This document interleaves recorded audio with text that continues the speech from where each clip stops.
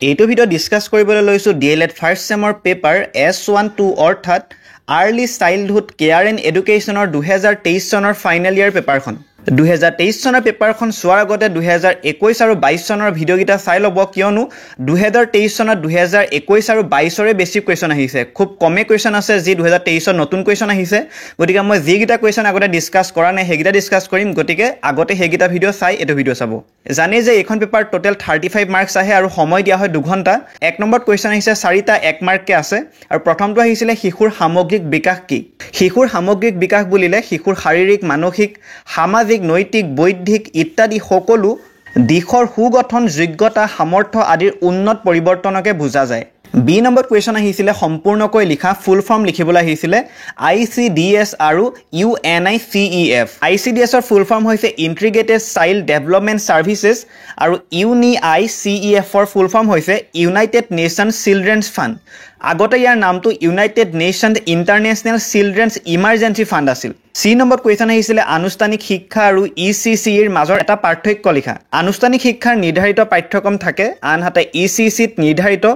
পাঠ্যক্ৰম নাথাকে বা সময় হলনি হৈ থাকে 2 নম্বৰ কোৱেশ্চন আহিছিলে জীৱনজোৰা শিকন আৰু বিকাশৰ বাবে পাৰ শৈশৱকাল এক গুৰুত্বপূৰ্ণ সময় বাক্যশাৰী যুক্তিৰে প্ৰতিপন্ন কৰা এটো ভিডিও আগতে ডিসকাস কৰা হৈছে গতিকে চাই লব 3 নম্বৰত আহিছিলে সমতাপূৰ্ণ আৰু প্ৰাসংগিকিত ECC পাঠ্যক্ৰম পৰিকল্পনাৰ 3টা নীতি চমুকৈ বৰ্ণনা কৰা এটো ডিসকাস কৰা হৈছে 2022 চনৰ পেপাৰখনত চাই লব 4 নম্বৰত কোৱেশ্চন আহিছিলে প্ৰাক শৈশৱকালত খেল আৰু সক্ৰিয় শিকন অতি গুৰুত্বপূৰ্ণ কাৰণ দৰ্শাই বৰ্ণনা কৰা এটো আগতে ডিসকাস কৰা হৈছে 2022 ৰ পেপাৰত আহিছে 5 নম্বৰ কোৱেশ্চন আহিছিলে ECC ৰ ক্ষেত্ৰত বিষয়বস্তু ভিত্তিক ক্ৰিয়াকলাপৰ প্ৰয়োজনীয়তাৰ বিষয়ে চমুকৈ লিখা ইয়া 3 নম্বৰ আহিছে ECC ৰ ক্ষেত্ৰত বিষয়ভিত্তিক ক্ৰিয়াকলাপৰ প্ৰয়োজনীয়তা অধিক এই ক্ৰিয়াকলাপৰ জৰিয়তে শিশুক বাস্তৱ জগতৰ সৈতে সংযোগ কৰিব পাৰি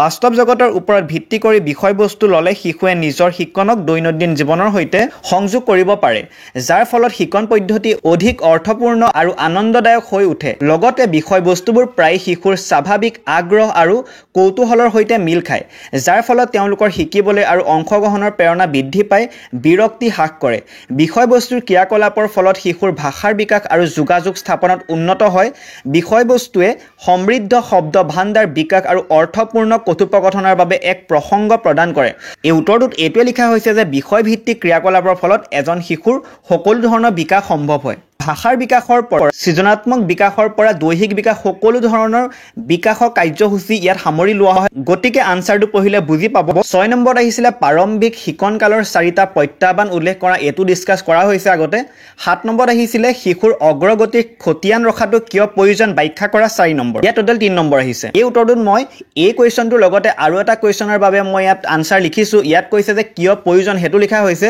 আৰু মই লগতে এখন অগ্ৰগতি খতিয়ান কেনেকৈ লিখে সেই উত্তৰটো ইয়াতে লিখি দিছো শিশুৰ বিকাশ সংক্ৰান্তীয় অগ্ৰগতি প্ৰতিবেদন এখন লিখা আৰু দাখিল কৰাটো মুঠেই সহজ কাম নহয় এটি প্ৰাক বিদ্যালয় পৰ্যায়ৰ শিশুৱে প্ৰজ্ঞাত্মক বিকাশ আবেগিক বিকাশ আৰু শাৰীৰিক বিকাশৰ ক্ষেত্ৰত যিবোৰ নিৰ্ধাৰিত লক্ষ্য অতিক্ৰম কৰিব পাৰিছে তাৰ আধাৰত শিশুটিৰ অগ্ৰগতিৰ প্ৰতিবেদনখন প্ৰস্তুত কৰা হয় উল্লেখিত ক্ষেত্ৰসমূহত অন্তৰ্গত আন কিছুমান সুনিৰ্দিষ্ট নিৰীক্ষণ উপক্ষেত্ৰ হ'ল শিশুৰ নিজেই নিজক সহায় কৰিব পৰা দক্ষতা খেলৰ অভ্যাস ভাষাৰ ব্যৱহাৰ তথা